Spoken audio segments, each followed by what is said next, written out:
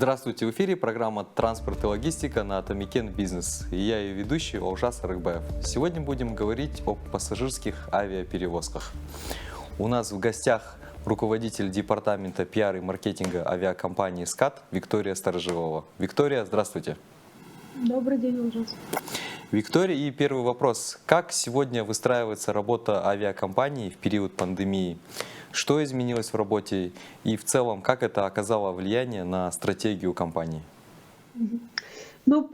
Ответ здесь не может быть коротким, конечно. Несомненно, прошлый год внес очень серьезные изменения в нашу с вами жизнь и работу в целом всех секторов бизнеса. К большому сожалению, авиационная отрасль оказалась в числе наиболее пострадавших от последствий пандемии. К примеру, если обратиться к цифрам небольшим, убытки авиакомпаний за 2020 год составили порядка 12 миллиардов тенге.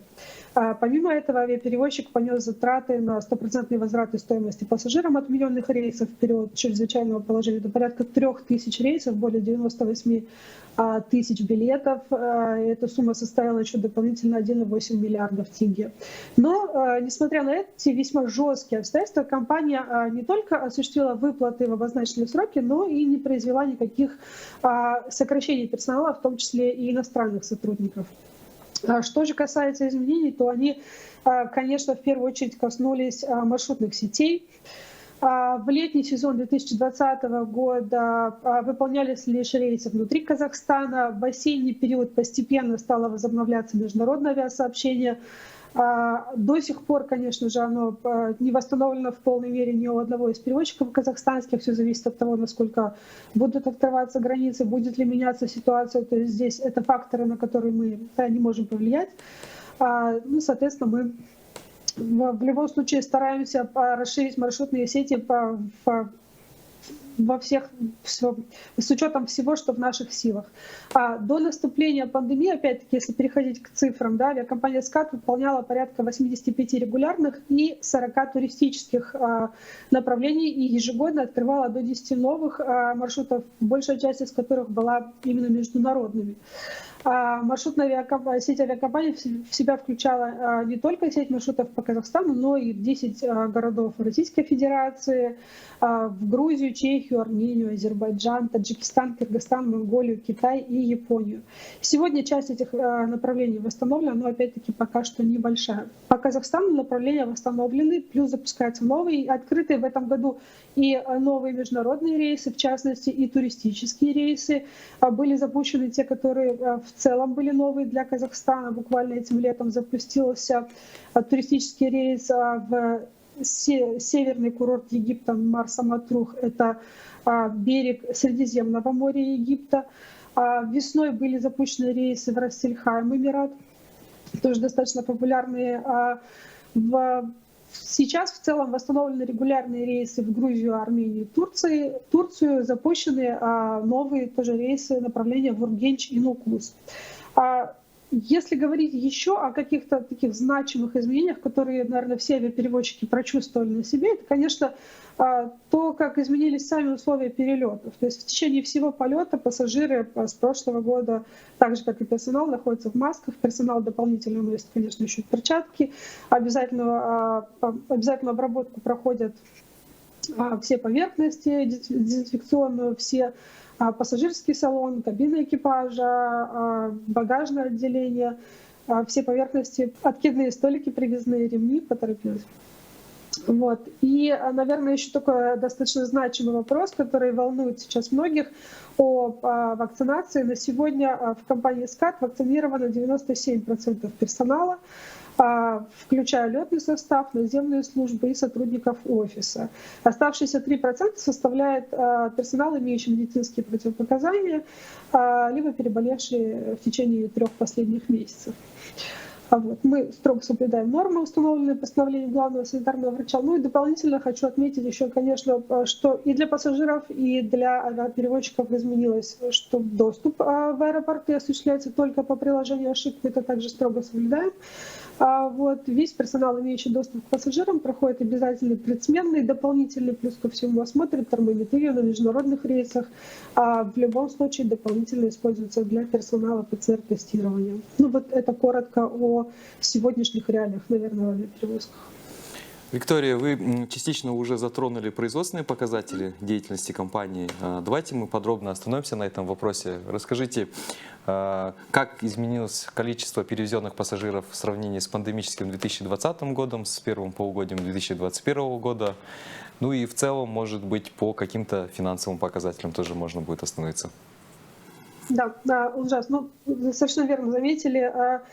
В предыдущем ответе, да, отвечая на предыдущий вопрос, немножко я коснулась прошлогодних финансовых потерь. Думаю, что для более верного такого понимания, наверное, нам необходимо будет рассмотреть период, вот тот, к которому мы сейчас пришли, с января по июль, в разрезе 3 лет. 2019, 2020 и 2021, да, чтобы вы увидели, насколько ситуация менялась в прошлом году и какая ситуация сегодня. Ну, я, конечно, говорю о нашей компании. В 2019 году, к примеру, компании за этот период, то есть за первое полугодие, было перевезено порядка 1 миллиона 300 тысяч человек. В этот же период 2020 лишь 620 тысяч, то есть это порядка 50% показателей прошлого года. То есть наглядно видно, насколько сократился пассажиропоток в прошлом году. Конечно, не мог не отразиться период полной приостановки авиасообщения. Ну и в целом в дальнейшем рейсы восстанавливались постепенно, и этот процесс все еще продолжается. Если говорить о показателях этого года, то они уже сегодня, за период с января по июль, отображают у нас цифру 1 миллион 200 тысяч пассажиров. То есть положительная динамика в восстановлении потоков вполне наглядна. Практически мы приближаемся к показателям 2019 года. Тоже отображается и в росте грузоперевозок. Если в 2019 году за первое полугодие компании было перевезено порядка 1700 тонн грузов, то в 2020 году эта цифра увеличилась до 3200. Большую часть, конечно, составляли грузы медицинские, часть из которых мы перевозили за собственный счет, для того, чтобы помочь государству, помочь гражданам.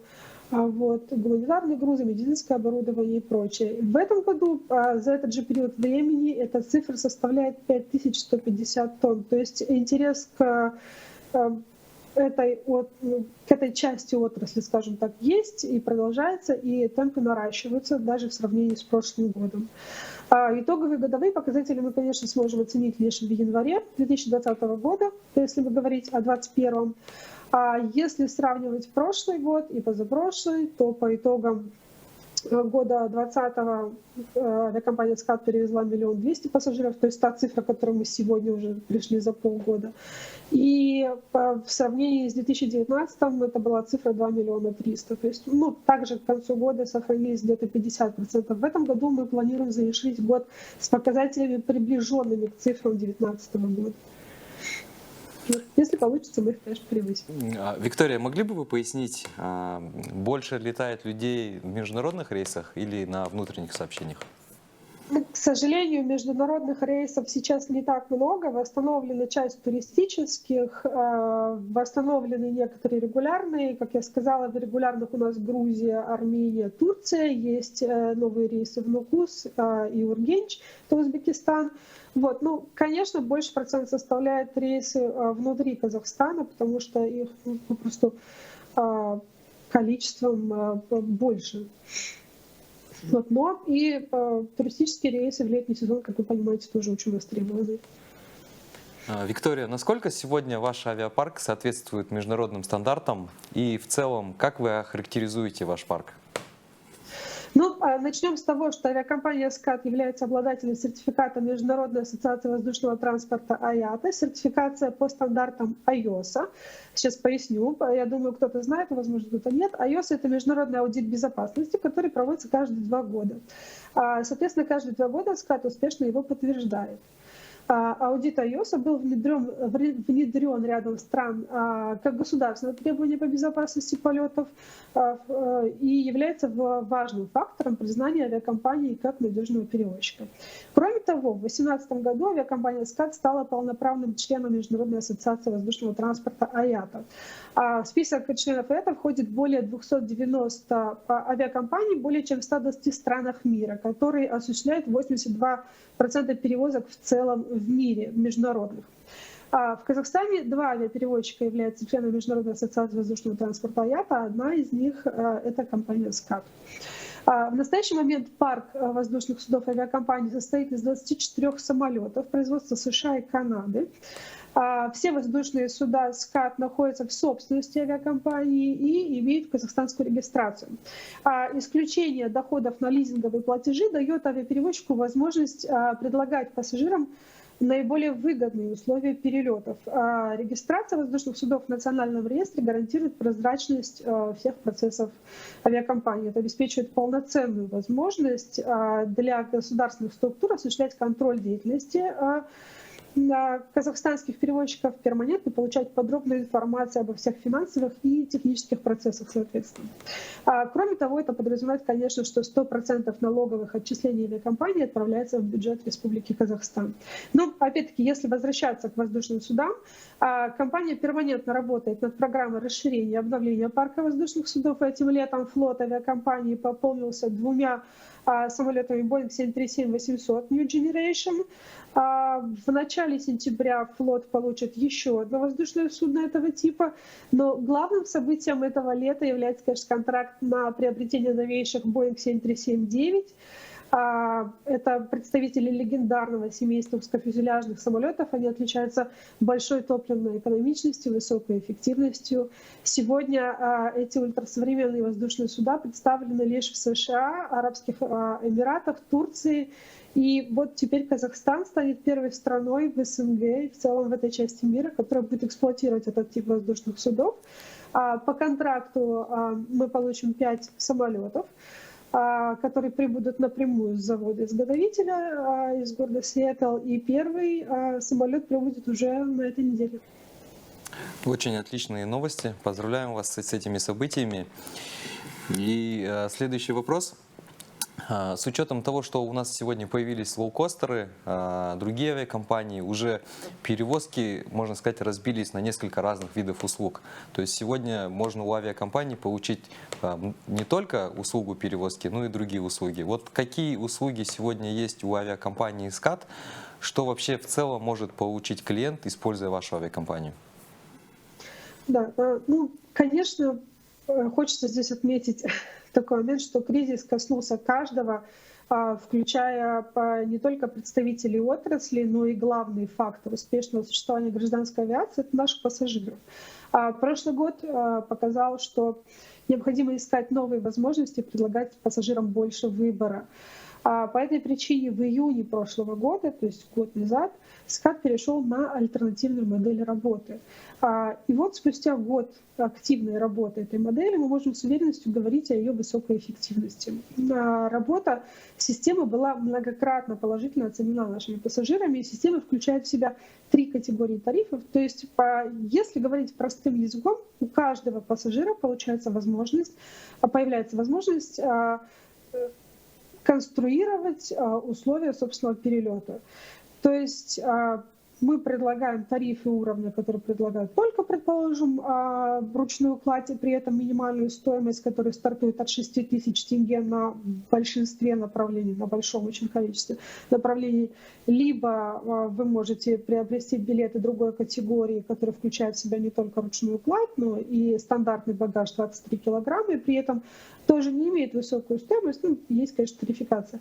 И либо вы имеете возможность взять тарифы с повышенной нормой провоза багажа, и опять-таки вы можете выбрать на одном сегменте один тип тарифа, на другом сегменте другой тип тарифа. То есть, предположим, вы летите в одну сторону в командировку, и у вас сейчас нет необходимости в большом багаже, вам необходимо, чтобы была низкая стоимость и минимальный багаж, а завтра вы летите с семьей куда-то к родственникам. То есть у пассажира закладывается персональные условия путешествия, пассажир получает максимально комфортный и выгодный продукт.